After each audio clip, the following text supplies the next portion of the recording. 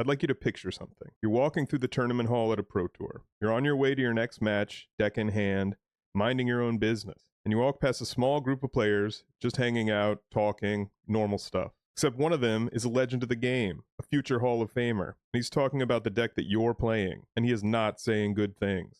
You hear it. He doesn't know you can hear it. He just keeps going. Welcome back to the Tranquil Domain. That actually happened, and the guy whose deck was getting clowned on in the middle of the tournament by a future Hall of Famer, he won the Pro Tour. This is the story of Zvi Mowshowitz. Now, when people talk about a broken format, they usually mean something obvious. Raw, undeniable power. Cards like Telune Academy that just end games before your opponent has any real turns. The kind of power gap where it doesn't even feel like you're playing Magic anymore. Just like watching a car crash in slow motion from inside of one of the crashing cars. But that's not the only way a format gets cracked open. Sometimes a strategy reaches a level of novelty and synergy so complete, so perfectly engineered, that by the time your opponent understands what's happening to them, they've already lost. And in the Wild West of the 90s and 2000s, no widespread deck lists, no Twitter brewing discourse, no team houses streaming their testing, finding those strategies meant doing a kind of brutal, exhausting work that most players just were not willing to do. Most players. Enter a guy who, and I am not exaggerating here, was so obsessed with building Magic decks that he would sit in college lectures running test draws in his head instead of taking notes. Cards the entire competitive community had looked at and collectively decided were unplayable junk, those were his favorite cards, because everyone else had already walked away from them, and that meant the work hadn't been done yet. To anyone watching from the outside, the decks Zvi brought to the highest levels of competitive Magic looked like disaster. Bulk rares and random one-ofs, the kind of thing you'd expect a kid to bring to an FNA. I'm talking about the kinds of decks where when you sit across from them at a pro tour, it makes you feel very good about your life decisions. Until you lose. But here's the thing that Zvi knew better than anyone else in any Magic tournament hall. Everybody's deck is either bad or the exact same as everyone else's. And just because there's a lot of copies of a deck, doesn't mean it's the greatest deck. Zvi wasn't playing the same game as the others. He was a mad scientist. And while everyone else was out there debating which known quantities to register, Zvi was in the lab, building something nobody had thought to look for yet. This is the story of how that guy became an unstoppable force at the highest levels of Magic the Gathering, and carved out a legacy that can likely never be beaten. Fujita can't win, right? Nope. Fujita no. Zvi Mowshowitz just made the most incredible comeback I've ever seen. Can't believe I won that game.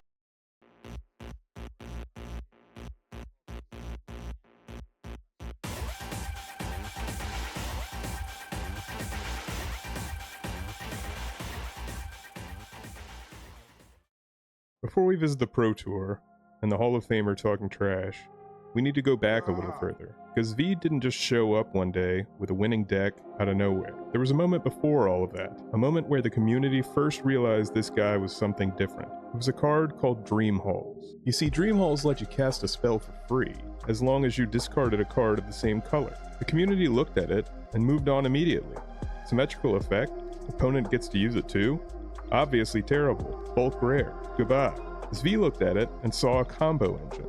He built a deck around it, a convoluted, beautifully unhinged machine that nobody in the competitive scene had thought to look for, and brought it to the table at a time when the card was considered a joke. The deck became known as Turbo Zvi, and the community's response was about what you'd expect. They called it eloquently unplayable.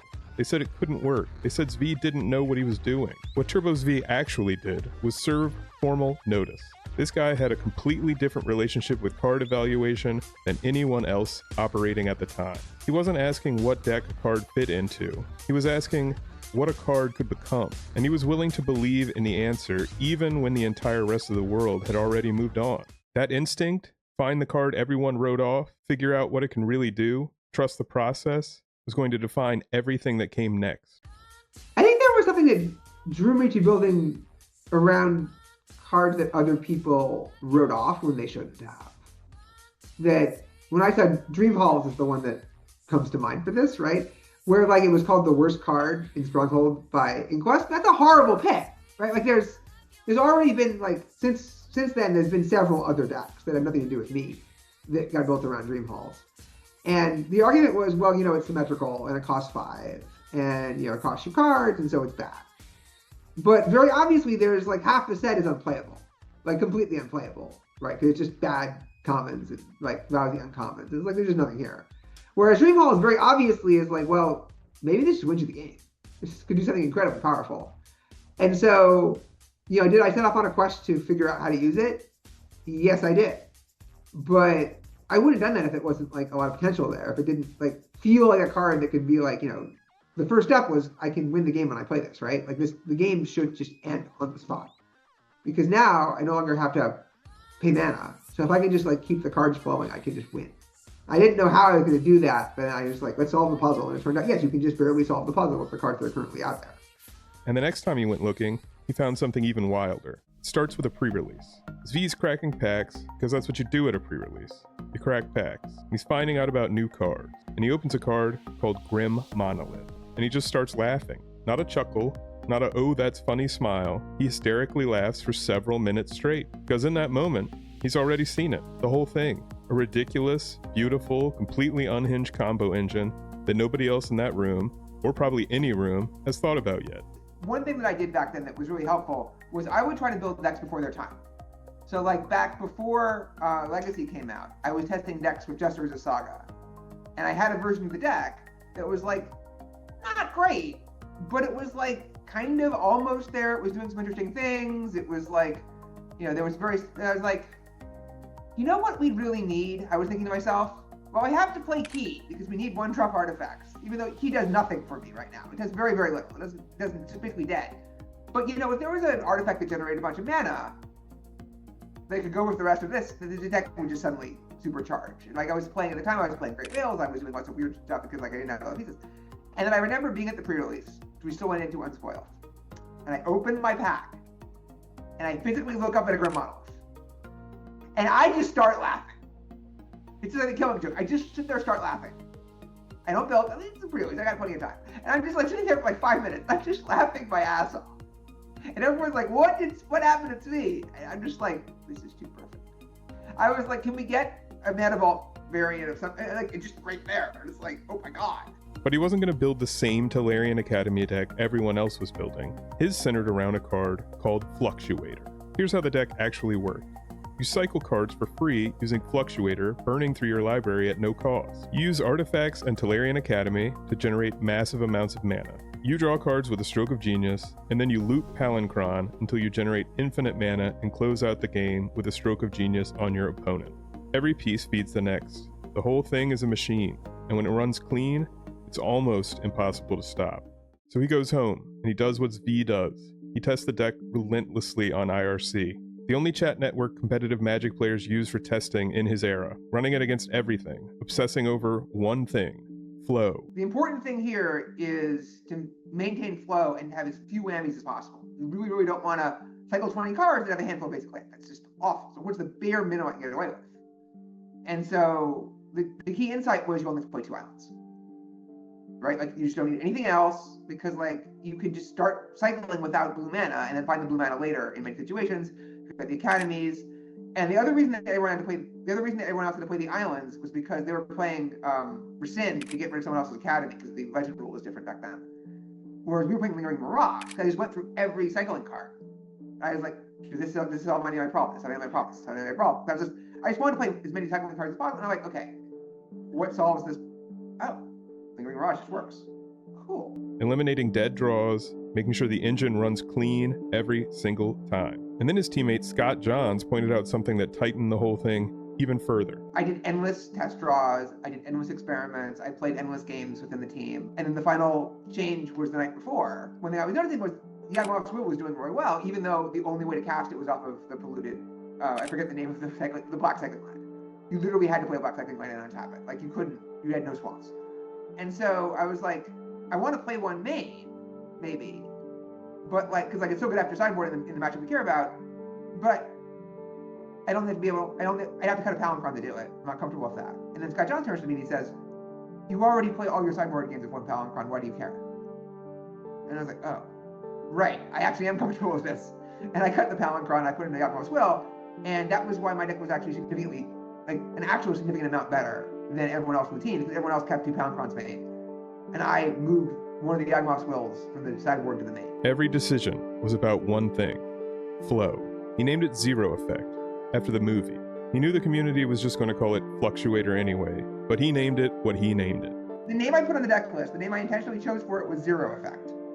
After the movie, which I've always loved. I understand why, because Fluctuator has literally never been in a good deck since that 20 years, 30 years later, people are going to call it Fluctuator, and I don't really object to it, and it's completely unambiguous. But, it was called the Zero Effect. In the Pro Tour, he steamrolls. The deck does exactly what it's built to do. The flow is perfect. The engine fires. Zvi is rolling through the field. And then he reaches the semifinals.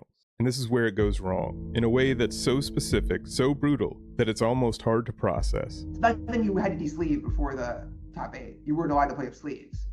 And I gave the deck to Jeff Danaeus, and I'm like, can you please look to tell me what cards I need to replace if I'm playing out of sleeves for this to be okay? And he looked at the deck, it's fine.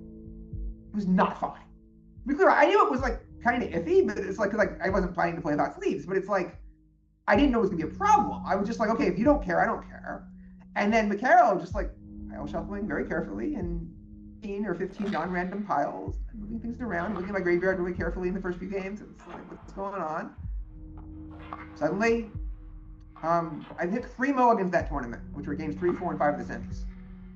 Games 3, 4, and 5. The mulligan is one thing that this deck fundamentally cannot survive, and he is taking them in every critical game of the tournament. That was it. Because the deck really doesn't want a mulligan. Because like all it's about is like I play my Fluctuator and then I have enough cards in my hand to get me like the cards I need to then do my thing. So if you mulligan, like you almost just lose a turn. So like you can't like you're on turn 3 and you're just gonna have one card left in your hand and you won't be able to win. It was a gut punch, and it wasn't an isolated incident, because cheating in competitive Magic during this era wasn't a fringe problem. It was everywhere. Against unknown opponents, he had to dedicate 25% of his total mental bandwidth just to watch for stalling, deck stacking, or sleight of hand. 25%. 1/4 of the processing power of one of the most analytically gifted players in the history of the game. Not spent on sequencing, not spent on sideboarding decisions, not spent on finding the next broken strategy, spent on watching someone else's hands. That context matters. Keep it in mind.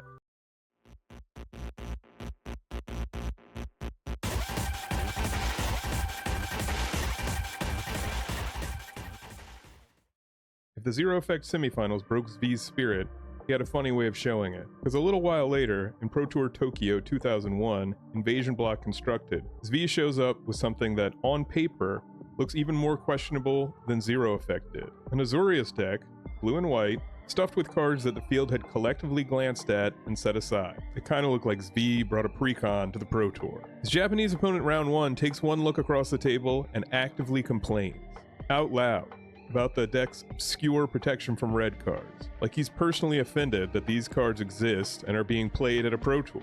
I got this board of Galina's Night, Galina's Night, Voice of All.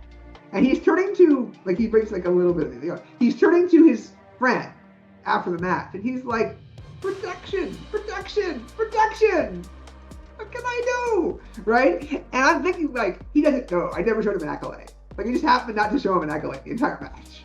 And I was like, he has no idea what he just walked into. This is not a coincidence. And at some point during the tournament, Zvi is walking by, minding his own business, heading to his next match, and he overhears William Huey Jensen, one of the best Magic players alive, a future Hall of Famer, just standing there, talking to people, openly mocking his deck. Not to Zvi's face, not to his team, just casually clowning on it like it isn't even worth a direct conversation. I'm walking out, feeling pretty good about myself, obviously. And I hear William Jensen, like one of the best players of all time, right? Like probably top 10. He says, you know what deck's really bad? That stupid Scott Johns deck with 4 main deck Crimson Acolytes. Because of course it looks completely stupid, right? Like why would you play main deck Crimson Acolyte? That card's so bad. Like, like even if your opponent is red, like that card is not good, right? It's like, well, actually. Zvi keeps walking. He has a tournament to win. But here's the detail from this tournament I think is genuinely one of the most fascinating things I've come across in researching this video. Certain teams would leave out sideboarding cards against him. And the reason, the actual reason, was that they knew they couldn't cheat him. The entire 3-day tournament, basically none of my opponents had any idea what was going on. To a first approximation. Because the cards make no sense until the top 8, obviously, to some extent. And then in the top 8, it turns out that the team APU, I heard this later, they played the red-green deck that I faced in the top 8 in the semifinals, and they had 4 copies there. It turned out that they didn't bring overabundance in against me because not only have they not tested my matchup, they had never tested overabundance in an environment where they thought they were taking the damage. So, for those who don't remember, overabundance is, when you tap for mana, and you get extra mana. But they were such cheaters that they just assumed that they would not take this damage very often. They would just keep forgetting and no one would point it out. But they knew that I wouldn't let them get away with that shit. So it was like, well, I don't know if it's good if I have to take the damage too. So they hadn't boarded in. Think about what that means. In a field where cheating was rampant enough that Zvi had to spend a quarter of his mental energy just watching for it, there were opponents who looked at Zvi across the table and decided not to bring in their best answers because those answers only really worked if you could cheat. And against Zvi, they knew they couldn't get away with it, so they just didn't bother. The man who everyone knew was cheated in Pro Tour New York with his Zero Effects deck was now one of the most feared, honest players in the room. That's a wild thing to think about. So here's what opponents and bystanders didn't understand. Zvi's process was unlike anything else in competitive Magic at the time. Where other players asked what the best decks were and how to beat them, Zvi went through every single card in Invasion block, every single one, and asked, what works? What is power? And what he found were his silver bullets. Crimson Acolyte, a small white creature that could grant protection from red. A format dominated by aggressive red-green decks leaning on red removal, Crimson Acolyte made Zvi's board untouchable. Every removal spell in the dominant deck, useless. Just sitting there, doing nothing. And then there was Pure Reflection. Nobody in that 400-person room had seriously considered this card. Pure Reflection was Zvi's answer to creatureless control strategies, an angle of attack the field hadn't prepared for. A silver bullet so perfectly hidden that it was still loaded when it mattered most, in the finals of the Pro Tour itself. I was looking through the list, and I found Pure Reflection. Right, this card that nobody, as far as I know, in the history of the world who's any good had considered putting in a deck for any reason. Card is bad, but like the same way that Dream Halls is like a bad card that has potential, Pure Reflection is a bad card that has potential. Right, it's a card that can give you an unlimited number of creatures for a one-time investment of 3 mana. And if your opponent doesn't play any creatures, but you do, then suddenly, like if their plan is to remove all of your creatures, then you're in great shape. And so we knew the red, blue, black deck in particular was out there. And their plan was basically they're going to trade card for card. They're going to remove all of your creatures one by one. They're going to use Void, various other cards to try and get around. Some of them have ways to get around protection from red, kill the Acolytes, trade, Factor Fiction, draw some cards, pull away. Right, standard control, full removal. But we realized if we can just slip a Pure Reflection down at any point and they don't recoil it, the game's over. And then it turns out that when you play against blue-black instead of red-blue-black, this works even better, right? So the finals of the tournament, I just get a Pure Reflection down, and there's just nothing that Vegeta can do, right? His entire deck's plan just completely falls apart. And then the night before Top 8 arrives. Here's what Zvi does the night before the most important matches of his life. He goes to sleep, not because he doesn't care, because he trusts his teammates. They stay up all night playtesting the Top 8 matchups, while Zvi gets actual rest. And when he wakes up, they hand him the answer. Take the single most powerful card in Invasion format and bench it in the finals on purpose. Zvi needed to stay aggressive, close games fast, and never let the control deck reach cruising altitude. The best draw spell in the format was actively working against that plan, so it got cut decisively. No second thought. I never played a game in all of testing, or all day 1, all day 2, where I didn't have 4 factor factors in my deck. However, we reached a decision right after the end of day 2, which was, I have played a ton of games with this deck. Nothing in the other 7 decks is that surprising, except maybe Vegeta's deck. I'm up against a red, blue, black deck in the quarterfinals, but it's like, we've seen this before, right? Semifinal deck is straight red, green, totally a schedule. In the finals, maybe I face Vegeta, maybe I don't, but one thing at a time. And we realized, actually, sleep and focus and relaxation were the most important things for me. So I would take Brian Selden and Scott Johns out to dinner, basically. and we would have a nice time, and we would relax.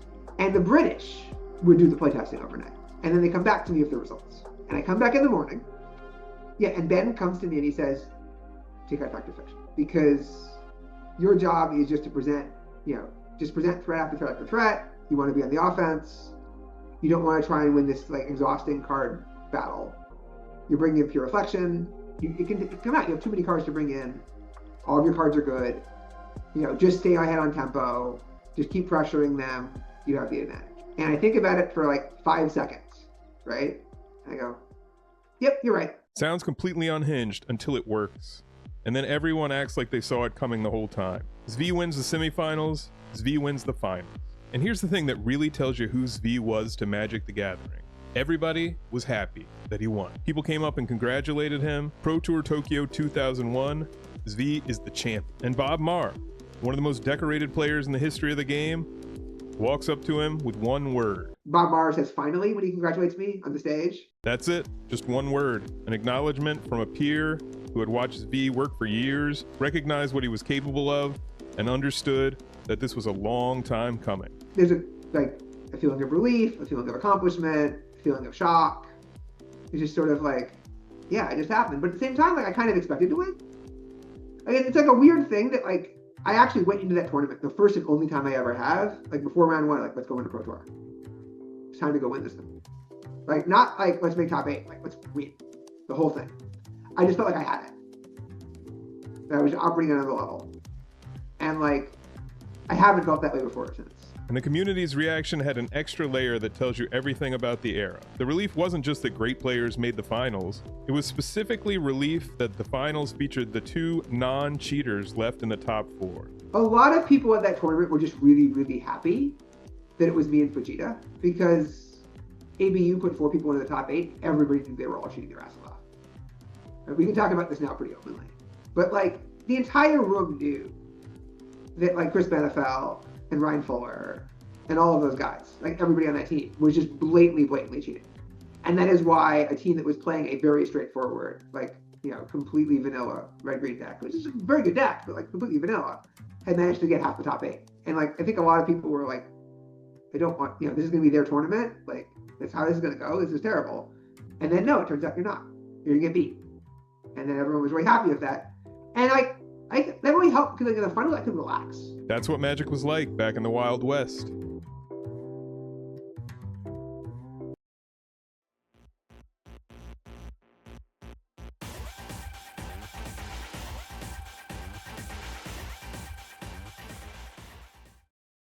Pro Tour champion?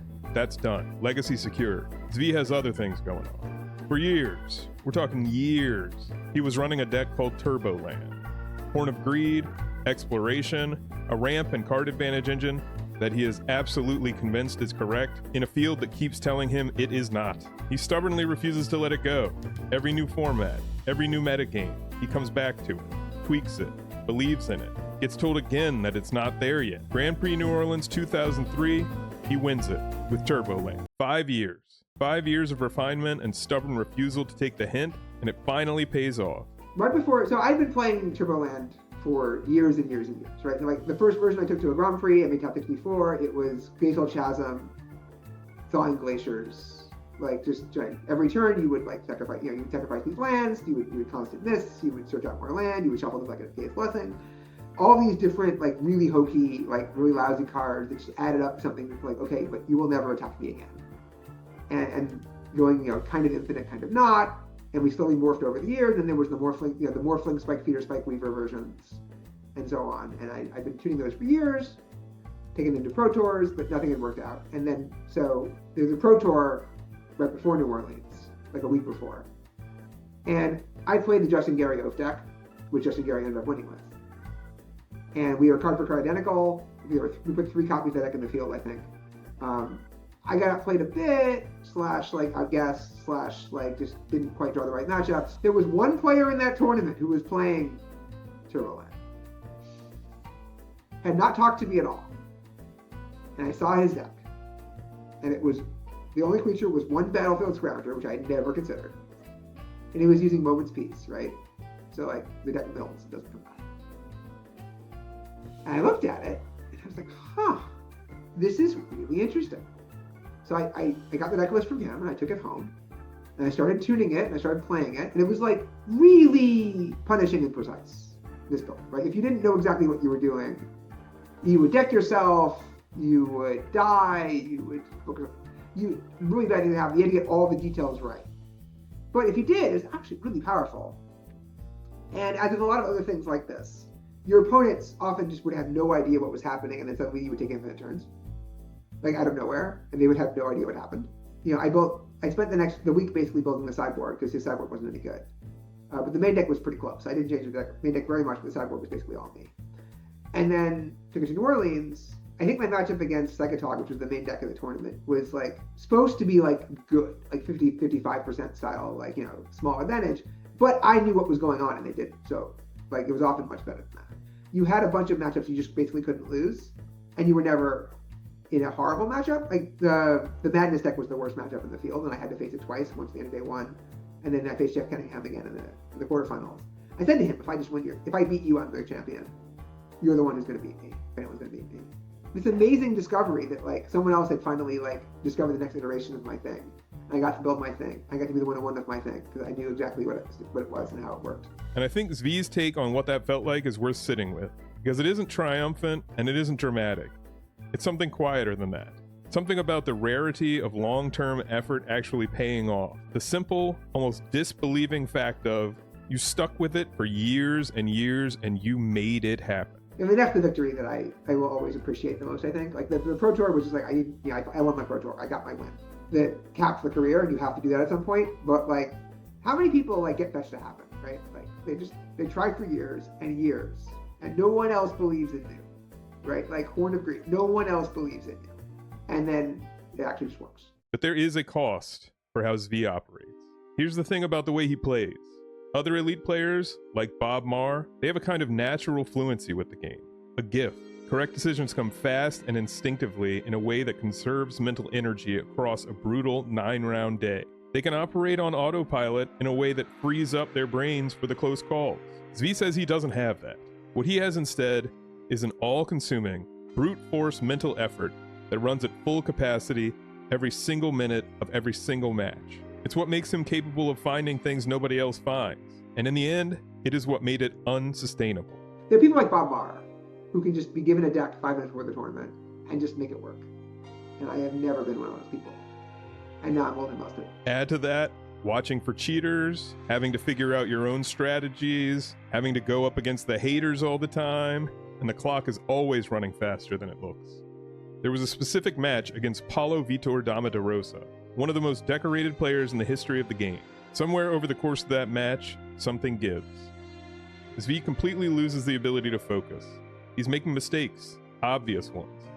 The kind his younger self, running at full power, would never make. And he realizes in real time that he simply doesn't have the mind power left to continue at his level. I think I was 6-1. I was up against Paulo in the last round of day one. In a feature match. It was an interesting match. He kind of trounced me by the end. But I left in kind of a daze. Of like, I knew that I hadn't played particularly well.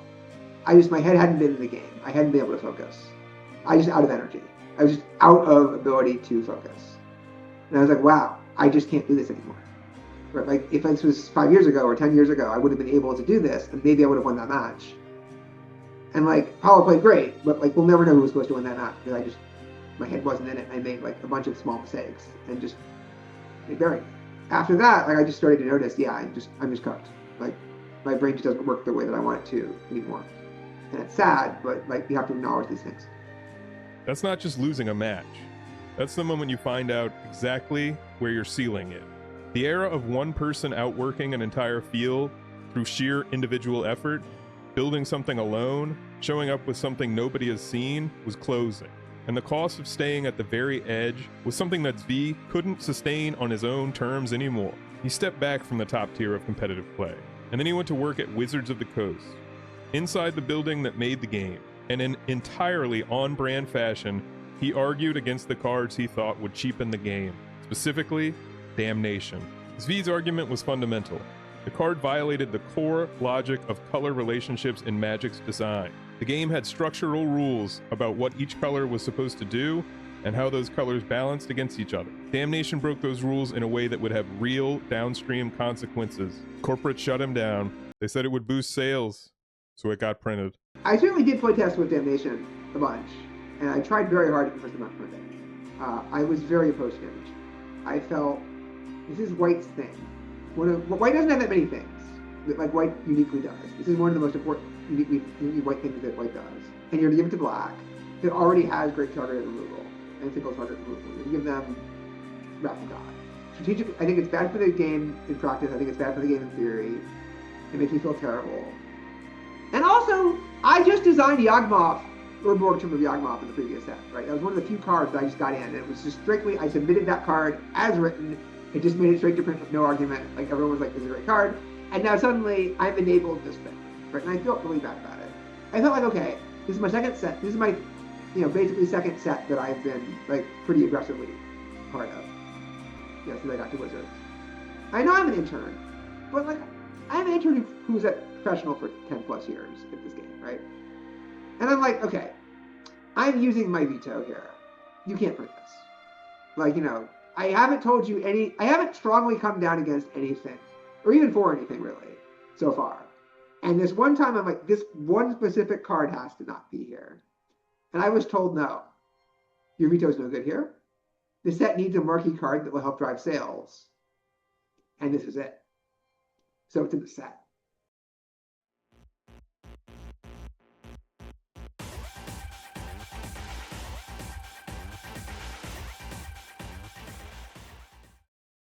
In 2007, Zvi Mowshowitz was inducted into the Magic the Gathering Hall of Fame, and his take on what that actually means is not what you'd expect. Finally gave him something to say to regular people, a credential that made sense outside the game.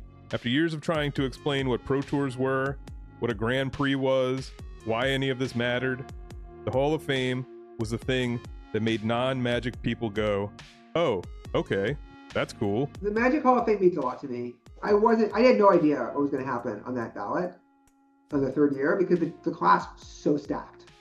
Right? Obviously, everybody knew Kai was 100% in, like probably with every single vote as the first guy in. But like, there were so many other candidates that when I got in with I think 90% of the vote or something like that, I was kind of floored. I was like, I knew everyone respected me, but like on that level, I just had no idea. And then to just be a first ballot Hall of Famer, like recognized as this thing. It really meant a lot to me symbolically. It also meant a lot to me in terms of, this is the thing I can now say to regular people. Right? Like, how do you explain what you are in Magic? Like, I won a Pro Tour. What does that mean? Yeah. I won the World Championship for the America. What does that mean? Are these things a big deal? Like, random person doesn't know. Hall of Fame. Everyone knows what that means. Which is a very Zvi way to think about a Hall of Fame induction. Not the ceremony, the practical utility of having a shorthand that works. Today, he applies that same analytical mind to artificial intelligence. He's mostly excited, but also scared. Because even if we were to build it right, even if the people working on it do everything they're supposed to do, it's going to be very hard to stop people from doing bad things. Zvi does interviews and writes on his Substack with the same urgency he brought to cracking a format nobody else had solved, only for existential stakes when it deals with AI.